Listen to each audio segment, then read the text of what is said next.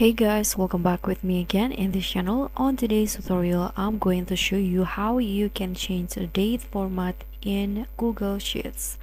So in here, I've already add a dates in the first column, A column, and this is the current format for the date that I write here on the Google Sheets. And if you want to change it, you can just block the date that you want to change its format and then go to the format menu at the top, go to number, and in here you can see this is the date format that I currently using. You can also change it into date and time. For example, just click on the format and it will be changed, or you can also use a custom date format. So you can go to format again, a number, and here you can click on this custom date and time. So in here there are lots of options that you can select it for the date format.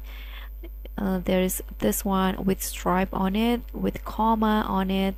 If you click it and then click on apply, it will change just like this. And you can also here, I'm going to try the custom date and time.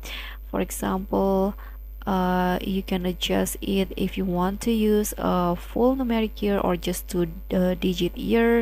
You can also change the day without leading 0 or with lead 0. So just you can adjust it how you like it. You can customize it. You can also delete it if you don't want to.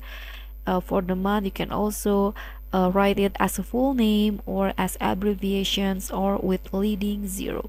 So you can just adjust it how you like it. For example, I'm going to change the name with abbreviations. Now you can just apply and it will be changed just like this.